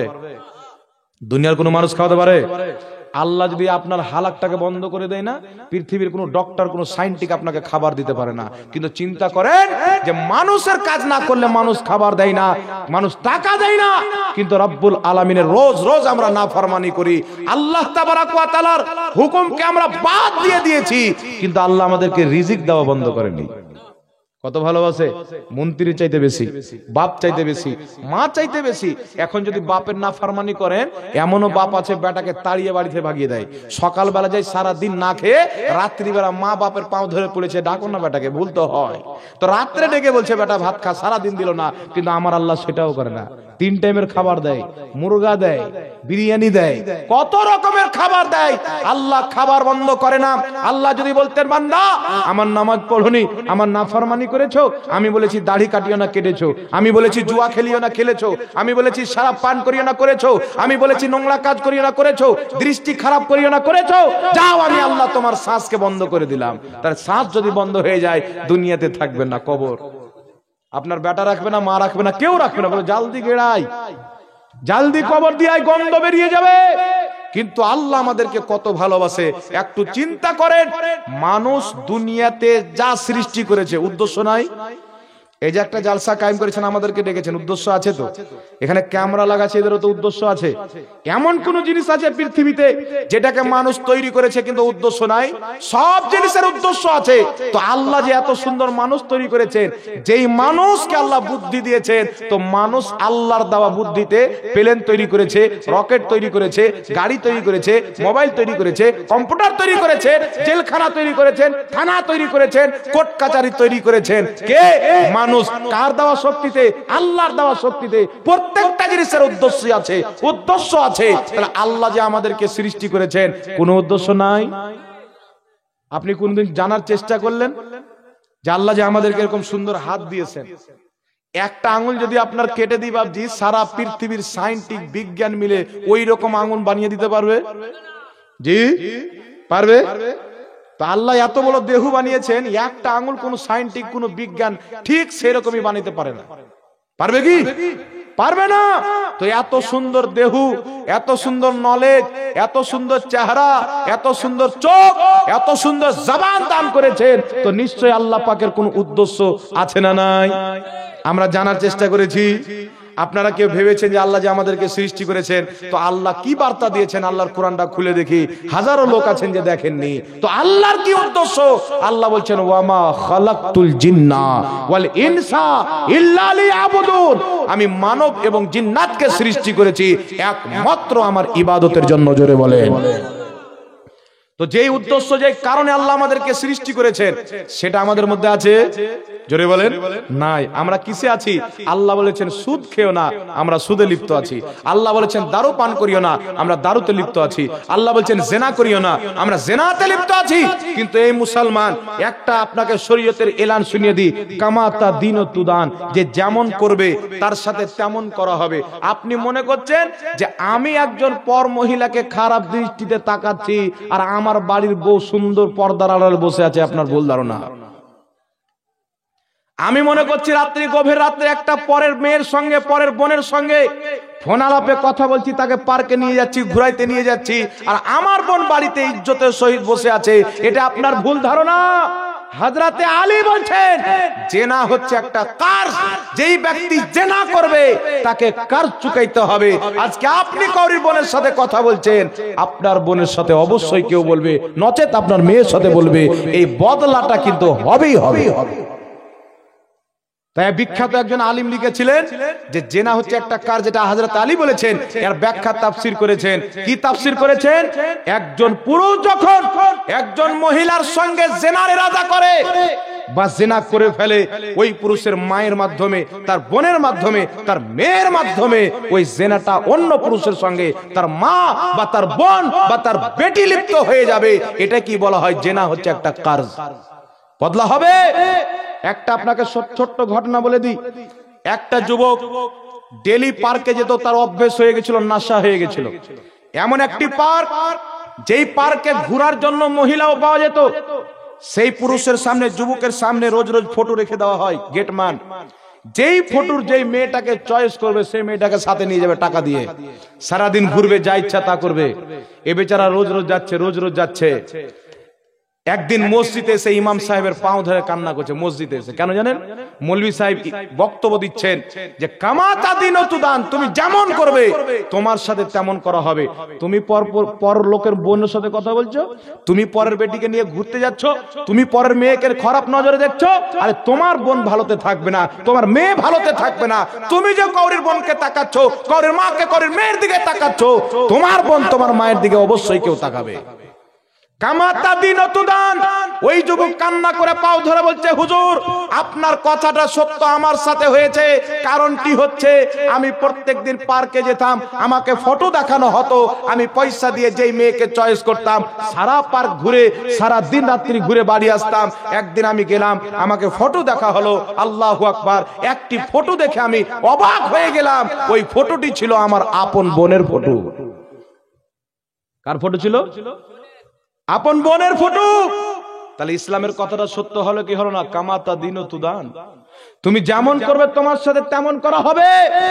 আপনি যদি চান আপনার মা জেনা থেকে বাঁচুক, আপনি যদি চান আপনার বোন জেনা থেকে বাঁচুক, আপনি যদি চান আপনার মেয়ে জেনা থেকে বাঁচুক, আপনাকে একটা কাজ করতে হবে, আপনি নিজে জেনা থেকে বাঁচেন, আল্লাহ আপনার পরিবারকে বাঁচাবে। বলেন সুবহানাল্লাহ। বুখারা নামক একটি এলাকা আছে, নাম শুনেছেন? যেখানে ইমাম বুখারীর জন্ম। সেই বুখারা নামক এলাকাতে, একটু ভালো করে শুনবেন বাবজি, শিক্ষণীয় ঘটনা আছে, তাই বলছি। সেই বুখারা নামক এলাকাতে একজন বুজরুগ বান্দা বাস করতেন, খুব গরিব, কর্ম করে খায়, একদিন কাজ যদি না করে খেতে পাবে না। হঠাৎ করে সে ব্যক্তি অসুস্থ হয়ে যায়। অসুস্থ হয়ে যাবে তো চুলহাও কয়েকদিন থেকে বন্ধ, ওষুধও কিনে দেওয়া যায় না, আর তার একটাও সন্তান নাই, 3-4টা মেয়ে। তার বড় মেয়ে চিন্তিত হয়ে গেল, কোন রকম ভাবে ডক্টরকে ডাকলো, ডক্টর বলছে এর এলাজ করতে হবে এত টাকা, ধরেন 10,000 টাকা খরচ হবে। 10,000 টাকা ম্যানেজ করার জন্য তাকে অনেক কষ্ট করতে হবে। এমনি গরিব, ইনকাম করতো, খেতে, এখন তো চুলায় জ্বলে না। ওই মহিলা পিতাকে বাঁচার জন্য ডাক্তার বলল যদি আর এই অপারেশন না করা হয় তাহলে তোমার বাপ বাঁচবে না, 1 সপ্তাহের মধ্যে মারা যাবে। বাধ্য হয়ে মেয়ে, বড় মেয়ে, চাঁদের মতন চেহারা, 5 ওয়াক্তের নামাজি, পর্দাশীল মহিলা, এত সুন্দর দেখতে, ভালো ভালো যুবক তাকে দেখলে একদম তাকিয়ে থেকে যাবে, এত সুন্দর। ওই মহিলা গিয়েছেন কোথায়? যেখানে দেহ বিক্রি করা হয়। নাউজুবিল্লাহ বলেন, জোরে বলেন না নাউজুবিল্লাহ। একটু ধ্যান দিয়ে শুনবেন বাবজি, এখান থেকে আপনাকে শিক্ষা পাওয়া যাবে আশা করি ইনশাআল্লাহ। যেখানে দেহ বিক্রি করা হয়, দেহর বাজার লাগে, ওই মহিলা গিয়েছেন। হাজার হাজার মহিলা দাঁড়িয়ে আছে, তার পাশ থেকে অন্য মহিলাকে কেউ কিনে নিয়ে যাচ্ছে, তার পাশ থেকে নিয়ে যাচ্ছে। আর ওই বাজারের মধ্যে সব চাইতে বেশি দেখতে সুন্দর এই মহিলা, এই নামাজি মহিলা। আজকে বাপের চিকিৎসার ব্যাপার আছে, গিয়েছেন দেহ বিক্রি করতে। কি করব, হারাম কাজ করলে তো বাপকে বাঁচাইতে হবে। সবাইকে নিয়ে যায়, এই মহিলার দিকে কেউ চোখ তুলে দেখে না, এত সুন্দর, তবুও চোখ তুলে দেখে না। সন্ধ্যা হয়েছে, রাত্রি গভীর হয়েছে, বাড়ি ফিরে আসছে। আব্বা বিছানা থেকে ডাকছে, মা কোথায় গেছিলে? তো আব্বা বলছে, মা কোথায় গেছিলে বলো? বেটি চুপচাপ নিচে মুড়ি করে শরমে লজ্জাতে দাঁড়িয়ে আছে। বাপ বলছে কোথায় গেছিলে মা বলো? বাপ বারবার জিজ্ঞাসা করছেন, বেটি বাধ্য হয়ে বলছে, আব্বা আমি কি দেখতে সুন্দর না? আব্বা বলছে অবশ্যই, তোমার মতন তো কেউ নাই আমার এলাকায় দেখতে। আমি কি খারাপ? না। বলছে আব্বা আমি তোমার চিকিৎসার জন্য দেহ বিক্রি করতে গিয়েছিলাম, কিন্তু আমার চাইতে খারাপ খারাপ মেয়েকে নিয়ে যায়, কিন্তু আমার দিকে কেউ চোখ তুলে দেখলো না কেন? তো বাবার চোখে পানি বেরিয়ে এসে বলছে, মা কামাতা দিন তুদান, তুমি যেমন করবে তোমার সাথে তেমন করা হবে। আমি যে তোমার বাবা, আমি এই চোখ দিয়ে জীবনে কোনো পর মহিলার দিকে খারাপ দৃষ্টি রাখিনি। আমি আমার চোখের হিফাজত করেছি, আল্লাহ আমার বাড়ির ইজ্জত আমার মেয়ের হিফাজত করেছে। বলেন সুবহানাল্লাহ। এখান থেকে কিছু শিক্ষা পেলেন, কিছু বুঝতে পারলেন। আপনি নিজের চরিত্রকে ঠিক করেন, আল্লাহ আপনার ফ্যামিলিকে ঠিক করে দিবে। জোরে বলেন না সুবহানাল্লাহ। তাহলে এগুলো যে আমরা করছি না, আল্লাহ পাক কি বলেছেন কোরআন পাকে, যে তোমাদের প্রতি যা মুসিবত আসছে, যা আযাব আছে, এগুলো তোমাদের ইনকাম, তোমাদের কামাই। তাই আমি বলবো ভাই, নিজে নিজের সন্তান সন্তানিকে নামাজি বানান। কি বানান? জোরে বলেন, নামাজি বানান। বেশি করে রাসূলুল্লাহ সাল্লাল্লাহু আলাইহি ওয়াসাল্লামের মহব্বত তার অন্তরে ভরেন, নবীর গুণগান ভরেন। যেইগুলো ঘটনা, সাহাবা নবীর মহব্বতে বাপকে হত্যা করেছেন, সাহাবা নবীর মহব্বতে জীবন দিয়েছেন, এই ঘটনাগুলি সন্তান সন্তানকে বেশি করে শোনার চেষ্টা করেন, যেন আপনার সন্তানের অন্তরে কলবে নবীর মহব্বত গেঁথে যায়। কারণ অমুসলিম পর্যন্ত জানে যে মুসলমানের শক্তির নাম হচ্ছে ইশকে মুহাম্মদ। জোরে বলেন সুবহানাল্লাহ। রাসূলুল্লাহর মহব্বত, এই মহব্বত যদি আমাদের অন্তরে বেরিয়ে যায় না, নবীর তাজিম, নবীর মহব্বত, আমরা অটোমেটিক ধ্বংস, অটোমেটিক শেষ হয়ে যাব। তাই আমাদের নবী আমাদের কবরেও সাথী। ইমাম নববী কিতাবুল আজকারের মধ্যে লিখেছে যে কবরে নবী পাক হাজির হবেন কিয়ামতের ময়দানে আমাদের সাথে। আমাদের আমল কি আছে? আমাদের ডাগে ডাগে গুনাহ, হারাম ছাড়া আমরা বাঁচতে পারি না। কিন্তু আল্লাহ তাবারাক ওয়া তাআলা রাসূল বলছেন শাফাআতি লি আহলিল কাবাইরি মিন উম্মতি। ইবনে মাজার সহিহ হাদিস, রাসূল পাক বলছেন আমার শাফাআত আমার উম্মতের বড় বড় পাপীদের জন্য। আপনি যদি কিয়ামতে বাঁচতে পারেন, নবী মুস্তাফা বাঁচাবে আপনাকে। কেউ যদি বাঁচাতে পারে, আপনার গুনার ক্ষমা করাইতে পারে আল্লাহর দরবারে, মুহাম্মদ রাসূলুল্লাহ ছাড়া কে আছে? বলেন সুবহানাল্লাহ। আর যেখানে আপনার বাপ আপনাকে চিনবে না, আপনি আপনার মাকে চিনবেন না, দুনিয়াতে আপনার জন্য আপনার মা জীবন দিতে রেডি, কিন্তু কিয়ামতের ময়দানে মা সন্তানকে চিনছে না। আর মা যদি চিনতে না পারে, দুনিয়ার আর কেউ চিনতে পারবে? কথা বলেন, কেউ চিনতে পারছেন না। বাপের মহব্বতের কানেকশন খতম হয়ে গেছে, মায়ের মহব্বতের কানেকশন খতম হয়ে গেছে, আওলাদের মহব্বতের কানেকশন খতম হয়ে গেছে। এই দিকে দেখা যাচ্ছে হাসরের ময়দানে মুহাম্মদ রাসূলুল্লাহ সিজদায় পড়ে উম্মতি উম্মতি বলে কান্না করছে। বলেন সুবহানাল্লাহ। তাই আপনার কবরে, আপনার পুলসেরাতে, আপনার মিজানে আমলে, আপনার হাসরের ময়দানে আল্লাহর আযাব থেকে কেউ যদি আপনাকে বাঁচাতে পারে, মুহাম্মাদুর রাসূলুল্লাহ সাল্লাল্লাহু আলাইহি ওয়াসাল্লাম বাঁচাবে। জোরে বলেন সুবহানাল্লাহ। একজন ব্যক্তি আপনাকে বাঁচাবে। তাই নিজের সন্তানকে রাসূলুল্লাহর প্রেম শিখাতে হবে। এই মহব্বত যদি থাকে, কেউ ধ্বংস করতে পারবে না। এই যে আমাদের ভারত থেকে যখন ইংরেজরা পালায়, আপনারা সবাই আমার চেয়ে ইতিহাস বেশি জানেন, পড়াশোনা ব্যক্তি আছেন, আমার পাশে বসে আছেন পুলিশ সাহেব, এনারা তো আমার চাইতেও বেশি জানবেন। ওইগুলো নিয়ে এনারা পড়াশোনা করেছেন। ভারত থেকে যখন বাংলাদেশ, পাকিস্তান আর আমাদের ভারত একটাই যখন দেশ ছিল ইংরেজদের দখলে, ইংরেজরা যখন ভারত ছেড়ে পালায়, তো ইংরেজরা তো খুব ডায়লগ দিত যে আমাদেরকে ভারত থেকে কেউ ভাগাতে পারবে না, আমরা আজীবন তাকে এখানে রাজ করব। তারা যখন পালায় তাদেরকে জিজ্ঞাসা করেছিল কেউ যে কি ব্যাপার, তোমরা তো বলছিলে যে আমরা ভারত থেকে যাব না, আমরা ভারতে রাজ করবো, কেউ ভাগাতে পারবে না, আজকে দুম দাবিয়ে ভাগছো কেন? তো বলছে ভারত থেকে আমরা পালাচ্ছি একমাত্র মুসলমানদের জন্য। বলছে কেন মুসলমানকে পারলেন না, মুসলমান তো অল্প। তো তারা বলেছিল মুসলমানদের সঙ্গে অস্ত্র নিয়ে যুদ্ধ করলে কোনোদিন পারা যাবে না, মুসলমানকে না খিলিয়ে রাখলে পারা যাবে না, মুসলমানকে বম দিয়ে যুদ্ধ করে পারা যাবে না, মুসলমানকে যদি লড়ে যুদ্ধের ময়দানে হারাতে হয়, মুসলমানকে যদি ধ্বংস করতে হয়, মুসলমানের অন্তর থেকে তাদের মুহাম্মদে আরবি পয়গম্বরের ভালোবাসা বের করে দাও, তারা নিজে মুর্দা হয়ে যাবে, তাদের নবীর মহব্বত বের করে তারা মরে যাবে। আজকে আমাদের নবীর মহব্বতের দুর্বলতা এসছে না, আসেনি বাবজি? জোরে বলেন। আমার মতন দাড়ি টুপিওয়ালা মৌলবীর ইমান দেখেন, আমার মতন দাড়ি টুপিওয়ালা মৌলবী বলছেন নবী কবরে মরা মানুষ পড়ে আছে। আমার মতন দাড়ি টুপিওয়ালা মৌলবী বলছে যে নবী কিয়ামতে নিজেই ভাল ভাল করে তাকিয়ে থাকবে, আমার নেকির পাল্লা ভারী হচ্ছে না গুনহার পাল্লা ভারী হচ্ছে। এটা নবীর ব্যাপারে মানাই বাবজি? ভ্যাল ভ্যাল করে তাকানো এটা নবীর চরিত্র? যিনার দৃষ্টি আল্লাহকে তাকিয়েছে এটা নবীর চরিত্র হতে পারে? ভ্যাল ভাল করে তাকানোটা এটা কুকুরের চরিত্র, জানোয়ারের চরিত্র। কিন্তু শব্দটা ব্যবহার কার জন্য? নবীর জন্য। বলছে উনি তো নিজেই টেনশনে থাকবে, তো আমাদেরকে কি বাঁচাবে? তো যে মৌলবী বলেছে ঠিকই বলেছে, ওকে তো নবী বাঁচাবে না, ওর তো ঈমান নাই। বাঁচাবে কাকে? যার অন্তরে গুনাহ আছে কিন্তু অন্তরে আল্লাহ আল্লাহ রাসূলের মহব্বত আছে। জোরে বলেন সুবহানাল্লাহ। তাই একটা কথা মনে রাখবেন, কুছ রহে ইয়া না রহে দুনিয়া মে, বাস ইশকে মুস্তাফা রহে, ইশকে মুস্তাফা রহে। আমার পীর ও মুর্শিদ হুজুর তাজুস শরিয়া বলেছিলেন যে নবী সে जो हो बेगाना उसे दिल से जुदा कर दे, नबी से जो हो बेगाना उसे दिल से जुदा कर दे, पेदर मादर बिरादर मालो जा सब कुछ नबी पर फिदा कर दे। তাই সাহাবায়ে কেরাম নবী পাকের দরবারে যখন আসতেন তো সালাম করতেন, তারপরে প্রথম শব্দ বলতেন ফিদা কা আবি ওয়া উম্মি ইয়া রাসূলুল্লাহ, ইয়া রাসূলুল্লাহ আপনার কদমে আমাদের বাপও কুরবান, আমাদের মাও কুরবান। বলেন সুবহানাল্লাহ। এত মহব্বত করতেন। তাই আমার নবী বলেছেন বুখারী শরীফ প্রথম খণ্ড প্রথম অধ্যায় কিতাবুল ঈমানের মধ্যে হাদিস, রাসূল পাক বলেছেন লা ইউমিনু আহাদুকুম হাত্তা আকুনা আহাব্বা ইলাইহি মিন ওয়ালিদিহি ওয়া ওয়ালাদিহি ওয়ান নাসি আজমাইন। নবী বলেছেন শুনো জগৎবাসী, নিজের বাপ চাইতে বেশি, মা চাইতে বেশি, ছেলে চাইতে বেশি, মেয়ে চাইতে বেশি, ওয়ান নাসি আজমাইন সারা পৃথিবীর মানুষ চাইতে বেশি তোমরা যদি আমি মুস্তাফাকে না ভালোবাসতে পারো, লা ইউমিনু ঈমানদার হতে পারবে না।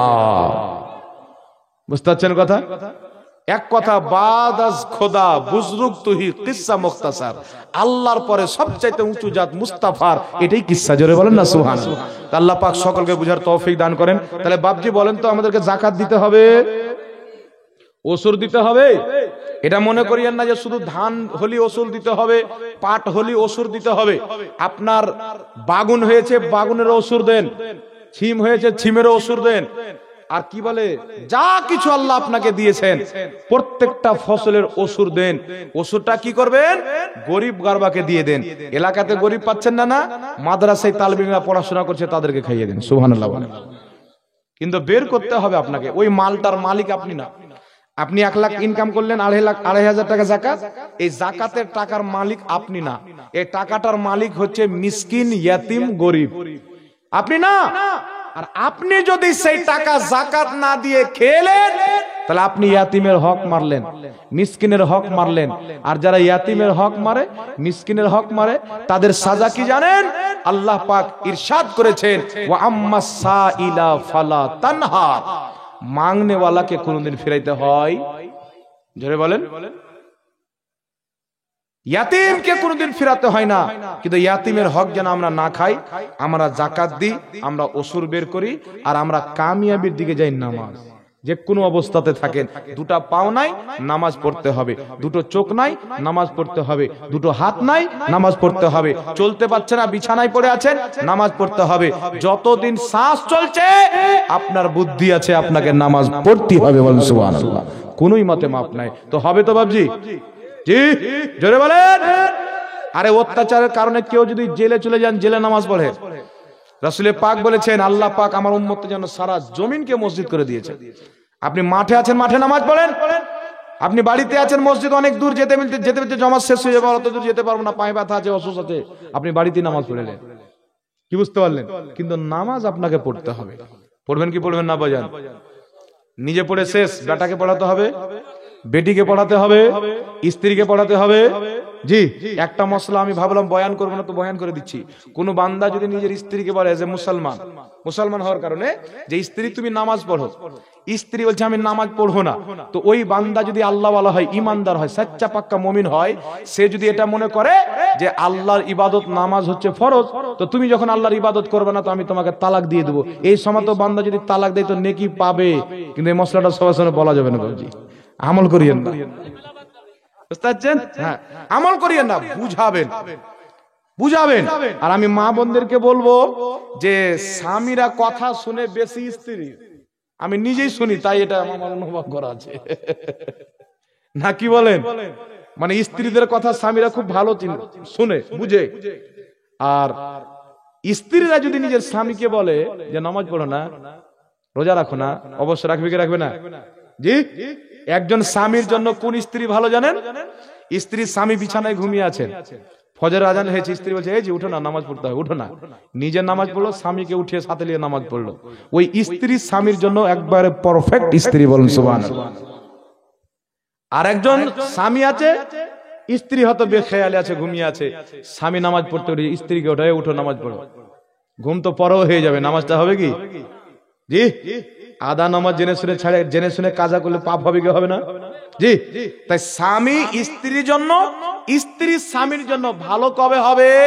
যখন স্বামী নিজের স্ত্রীকে ভালো কাজের উপদেশ দিবে, স্ত্রী নিজের স্বামীকে ভালো কাজের উপদেশ দিবে, তাদের ভালোবাসাকে আল্লাহ তাবারাক ওয়া তাআলা মুহাম্মদ রাসূলুল্লাহ এবং মা আয়েশার মতো করে দিবে, বলেন সুবহানাল্লাহ। আল্লাহ আমাদের সকলকে বুঝার তৌফিক দান করুক। শেষ করে দেয়া হোক। যাক, অনেক সময় হয়েছে, যা শুনলেন এটির প্রতি যদি আমল করতে পারেন এই লাখ না, কি ভাবছি? তাই খবরদার, ওসুর খাবেন না, বের করবেন, যাকাত দেওয়া বন্ধ করবেন না, আর নামাজ ছাড়বেন না ইনশাআল্লাহ। জি,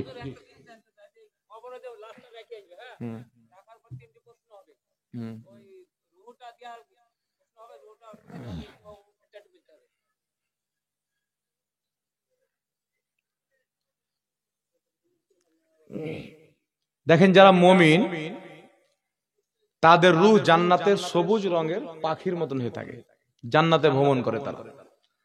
আরো হাদিস আছে, যেমন কিতাবুজ জুহাদের মধ্যে হাদিস আছে যে মুমিনদের রূহকে আল্লাহ আজাদ করে দেয়, তারা ঘোরাফেরা করে বেড়ায়। আর কাফিরদের রূহ না কয়েদ করা থাকে। কাদের রূহ? কাফিরদের রূহ। মানুষকে যখন কবরে দাফন করা আছে, দুইজন ফেরেশতা তার ঘাড়ে হাত দিয়ে তাকে তুলে বসায়, আল্লাহ তাবারাক ওয়া তাআলা তার মধ্যে জানকে ফিরিয়ে দেয়, তাকে প্রশ্ন করা হয়। কি করা হয়? প্রশ্ন করা হয়, তিনটি প্রশ্ন করা হয়, মান রাব্বুকা, মা দীনুকা, মা কুনতা তাকুলু ফি হাক্কি হাযা রাজুল। একটা তোমার রবকে, তোমার দিন কি, আর একটা হচ্ছে এই লোকটার ব্যাপারে কি বলা বলি করছিল দুনিয়াতে, মানে নবী পাকের ব্যাপারে ভাষা তোমার ভালো ছিল না খারাপ ছিল? নবীর মুখ দিয়ে দুর্গন্ধ বের হতো তো বলনি? নবী মরে পড়ে আছে কবরে, এটা তো বলনি? কি বলতে হবে? যেটা আমার নবী আকীদা দিয়েছেন, আল আমবিয়াউ আহইয়াউন ফি কুবুরিহিম ইউসাল্লুন। আল্লাহর প্রত্যেক নবী কবরে জিন্দা, তারা নামাজ পড়ে, সুবহানাল্লাহ বলেন। তাই যখনই আপনাকে কেউ জিজ্ঞাসা করবে আমাদের নবী কবরে জিন্দা আছে, ইন্তিকাল করেছেন, আরে যার ভিতরে আত্মা আছে তাকে তো মওতের স্বাদ চাকতেই হবে, মরতেই হবে। তো আমাদের নবীগণ কিছু সময়ের জন্য মওতের স্বাদ চাকে, আল্লাহর ওয়াদা শেষ, তাদের আত্মা তাদের দেহে ফিরিয়ে দেওয়া হয়, তারা সহশরীরে জিন্দা, তাই তারা নামাজ আদায় করে নিজের কবরে। এই আকীদা রাখতে হবে। জি,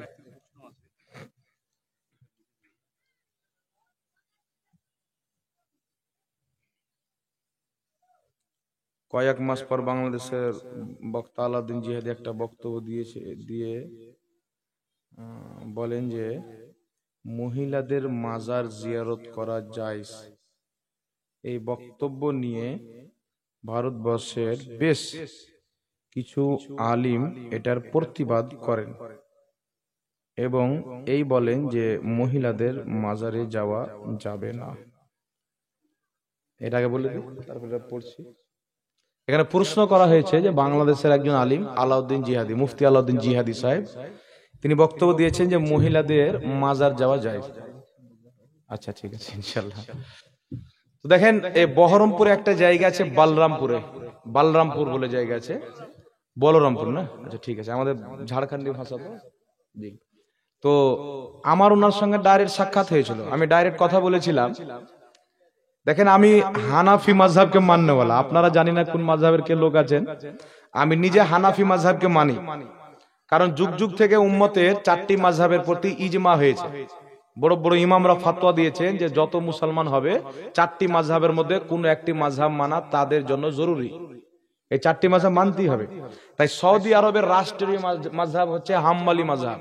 কেউ যদি এসে বলে সৌদি আরবের মাযহাব চলে না, হচ্ছে কাজ্জাব, মিথ্যুক, ডাহা, মিথ্যাবাদী লোক।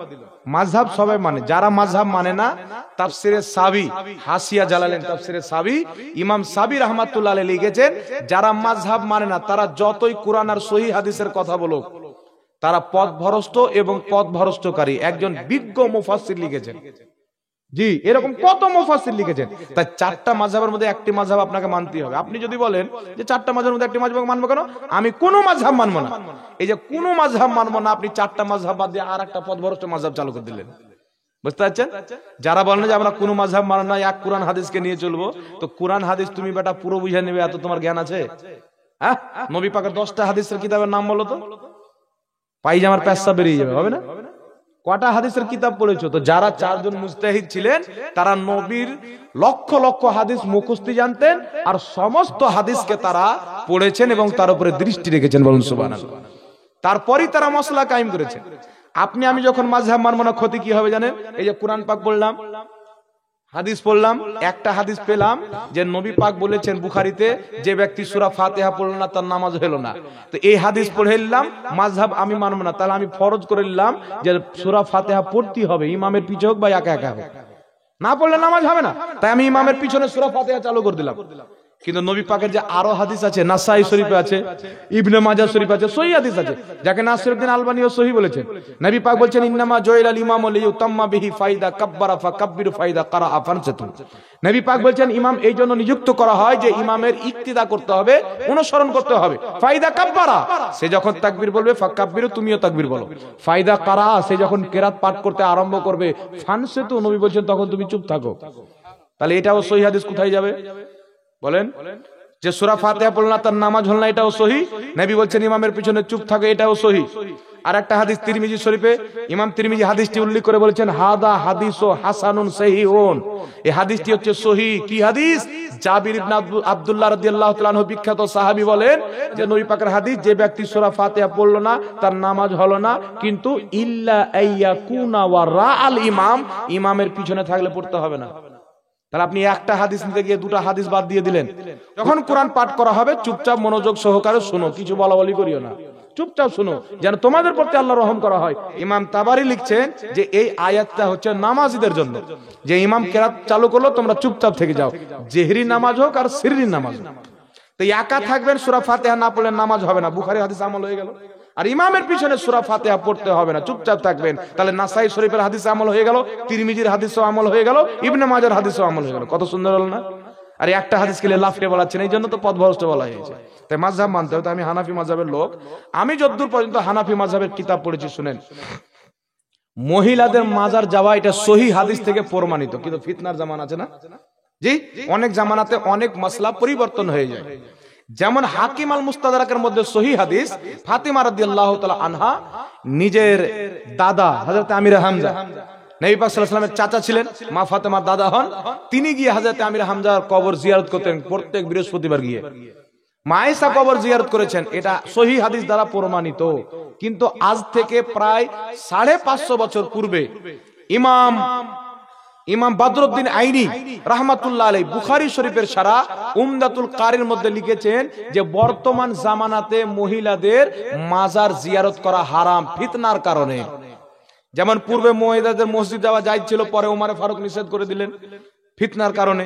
তো ওর চাইতে এখন 500 বছর পূর্বে বেশি ফিতনা ছিল, এখন বেশি আছে, জি এখন বেশি আছে। দ্বিতীয় নাম্বার আর একটি কিতাব হচ্ছে, কিতাবটির নাম হলো আল ফিকহ আলা মাযাহিবিল আরবা, এটা বেইরুত লেবাননের ছাপ। এই কিতাবের মধ্যে লেখা আছে যে হানাফি মাযহাবের সকল ফুকাহায়ে কেরামের ইজমা আছে যে মহিলাদের বর্তমান জামানায় মাজার জিয়ারত করতে যাওয়া হারাম। মাজার জিয়ারত করতে যাওয়া হারাম।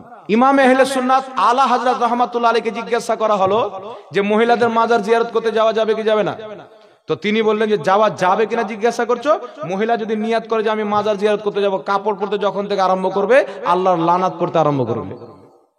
বুঝতে পারছেন কথা? তো মহিলাদের মাজার জিয়ারত করতে যাওয়া কি ফিতনার কারণে হারাম। তো জিহাদি সাহেবের সঙ্গে আমার কথা হলো, উনি একই কথা বললেন যে কোথাও যদি ফিতনার কোনো আশঙ্কা না থাকে, কোন মহিলা স্বামীর কত পিতার কবর, কবর কি মাজার বলা হয়? মাজার মানে জিয়ারতের জায়গা, জিয়ারত করতে যদি যাই ফিতনা টিতনা না থাকে, আমি এইভাবে জায়েজ বলেছি। কিন্তু ফিতনার কারণ থাকলে আমারও ওটাই ফতোয়া যেটা আলা হযরতের ফতোয়া, যেটা ইমামে আজম আবু হানিফার মাযহাবের ফতোয়া, মহিলাদের বর্তমানে মাজার যাওয়া হারাম। তোর কাছে ব্যাখ্যাটা আগে নিতে হবে, তুমি তো ফতোয়া দিতে হবে না, কি বলেন? তো একই কথা হলো যে কোথাও ফাঁকাতে মহিলাকে যদি বলেন যে জিয়ারত করতে যাও কবর, তাহলে মহিলাকে যদি একবার বলেন তো তার 2-4 দিন পর কি হবে আল্লাহ পাক জানে। তাই কোনো কবর মহিলাদের জিয়ারত করতে যাওয়া বৈধ না। তারা কবর জিয়ারত করবে, মসজিদে গিয়ে নামাজ পড়তে পাবে না, তো কবর জিয়ারত করতে পাবে? জি জি। তো এটা ব্যাখ্যা আলাউদ্দিন জিহাদি সাহেব আমাকে দিয়েছেন, তো আমাকে যে ব্যাখ্যা দিল তো ঠিকই। তাই আমার এটা মত, যেটা হানাফি মাযহাবের মত, এটা মত আমি মানি। হানাফি মাযহাব যা মসলা আছে আমি মানি।